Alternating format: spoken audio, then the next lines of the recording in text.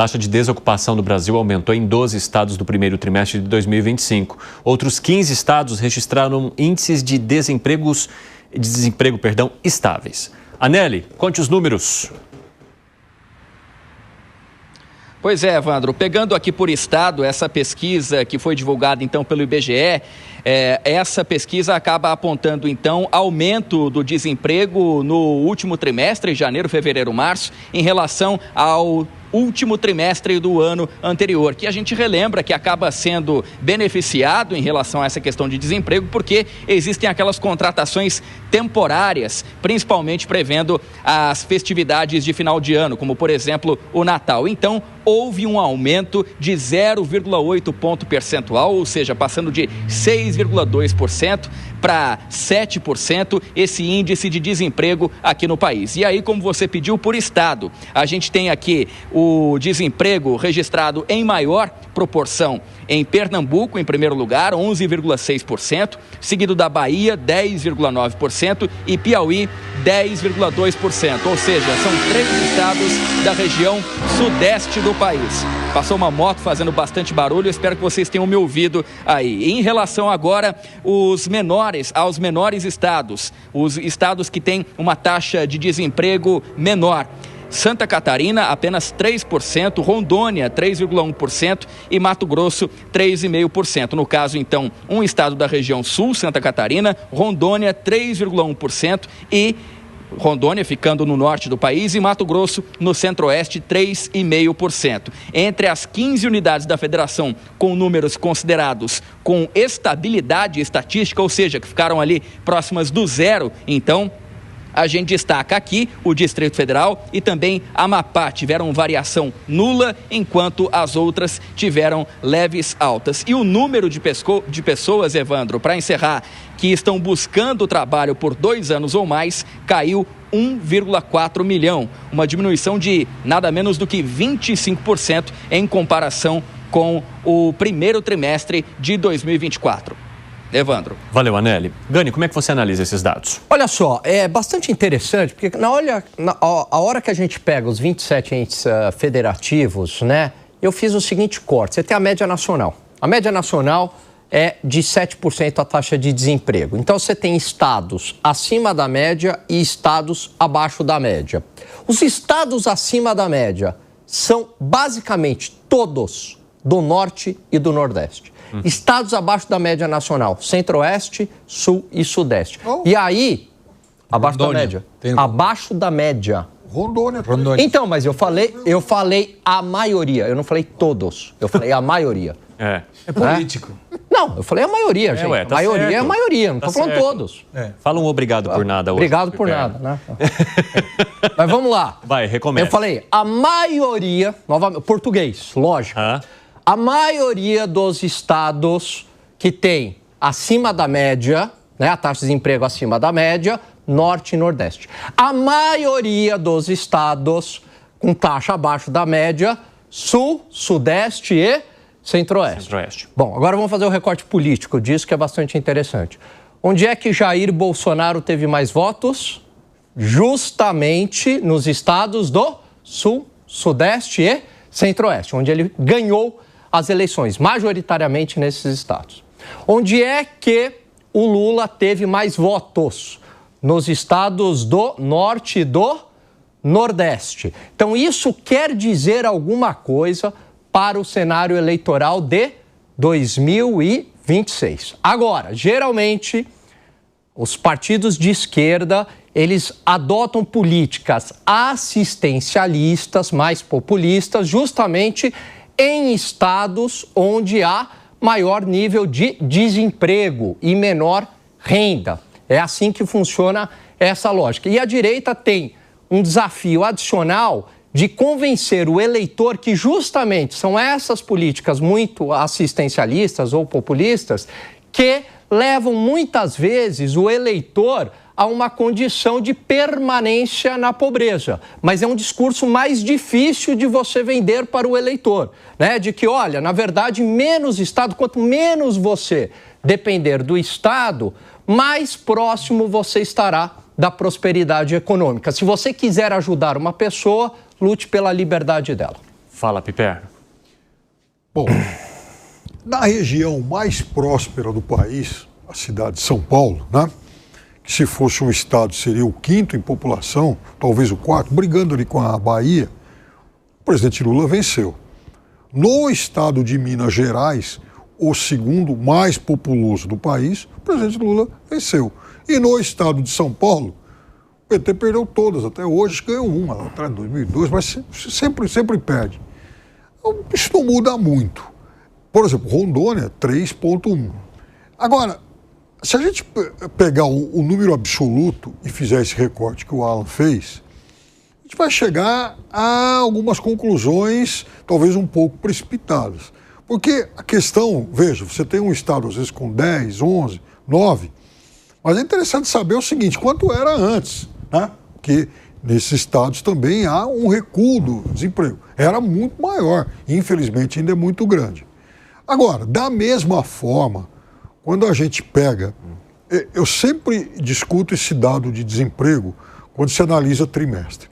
Não se pode, em hipótese alguma, e a economia explica isso, tá? Você comparar um dado de desemprego do primeiro semestre de um ano com o último trimestre do ano anterior. Por quê? Porque em todos os lugares do mundo, não é uma peculiaridade brasileira, em todos os lugares do mundo, o trimestre outubro, novembro e dezembro, ele vai apresentar um desemprego muito menor do que janeiro, fevereiro e março, exatamente por conta do emprego temporário do final do ano. É por isso que a melhor comparação que se pode fazer é do trimestre imóvel. E o trimestre imóvel terminado em março de 2025, ele tem um desemprego menor do que o trimestre imóvel de março de 2024. Por que você estava molhando o bico aí, Segré? Não, porque machuquei o dedo.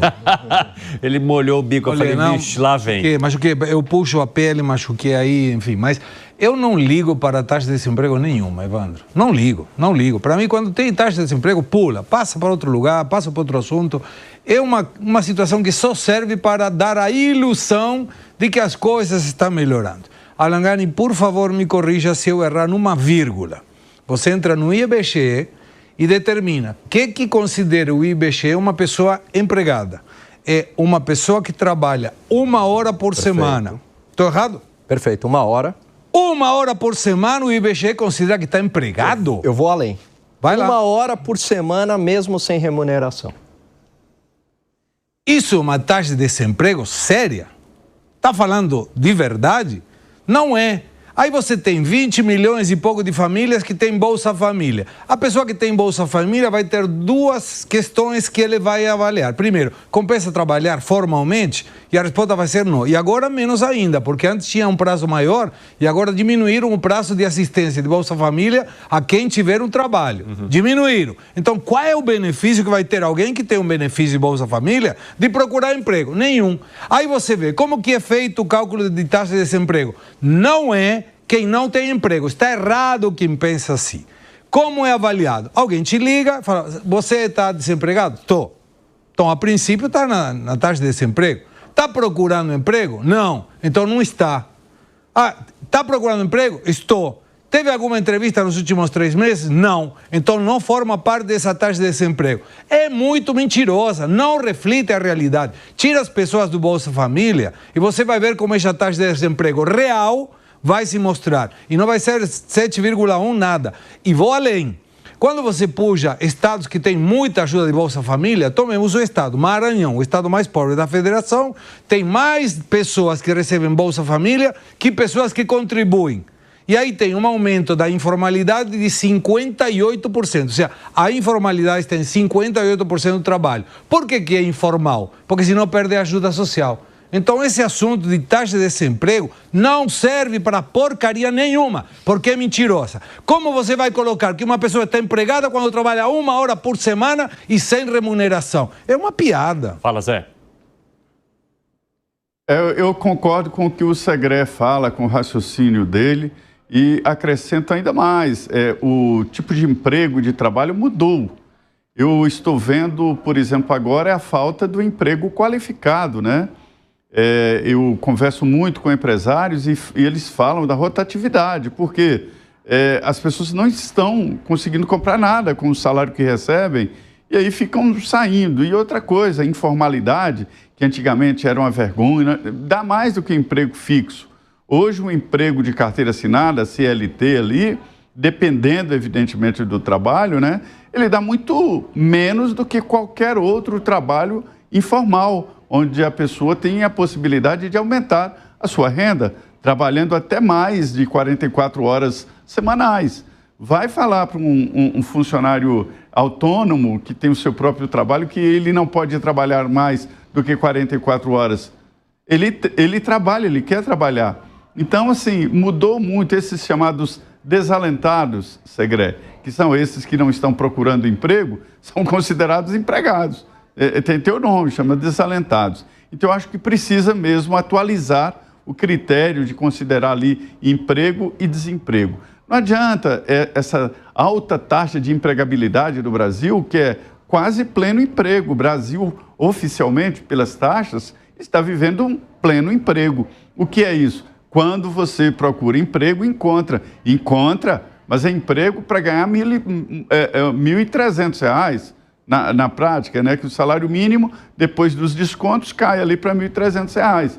Esse tipo de emprego encontra. Agora, o emprego qualificado é muito mais difícil. Então, essas taxas, o Segré tem razão, não refletem a realidade e não estabelecem aquilo que a gente chama de posição confortável, né? De bem-estar com a economia do país. Essa é a realidade, é só olhar. Gani, rapidinho e depois o Piperno, porque ele bufou várias vezes. Fala. Tem a taxa de desemprego do método Gani. O que o método Gani faz? Basicamente, pega as pessoas consideradas desempregadas pelo IBGE e também soma com todas aquelas pessoas que têm idade para trabalhar, não estão trabalhando e optaram por não trabalhar. Então, eu vou considerar tudo como desempregado, não importa. Então, Bolsa Família, a dona de casa, o estudante, eu vou considerar todo mundo como desempregado, tá? Você tem idade para trabalhar e optou por não trabalhar, desempregado, está sem emprego. Ao somar os desempregados tradicionais pelo IBGE com essas pessoas que são consideradas fora da força de trabalho, e no meu método eu considero somando essas duas e dividindo pelo total da população em idade para trabalhar, a PIA, sabe quanto que é a taxa de desemprego, Evandro? Chuta.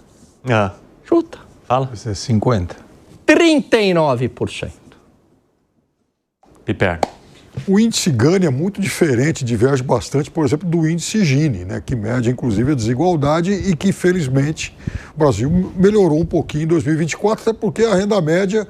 aliás, posso te falar uma coisa de desigualdade? Pode, claro. Foi legal você ter... Nossa, eu publiquei um artigo hoje sobre isso, rapidinho. De fato, a desigualdade deu uma melhoradinha no Brasil. E aí eu correlacionei com a segurança pública. E, pasmem, melhorou a desigualdade e piorou a segurança pública. Vai, Piper. Dados. Então, correlacionados. E aí eu acho que eles precisam, então, né, com tanta certeza sobre esses argumentos, informar o pessoal do Banco Central. Porque o pessoal do Banco Central anda muito preocupado com o emprego excessivamente aquecido do Brasil e eles usam isso como um dos argumentos para manter a taxa de juros lá em cima.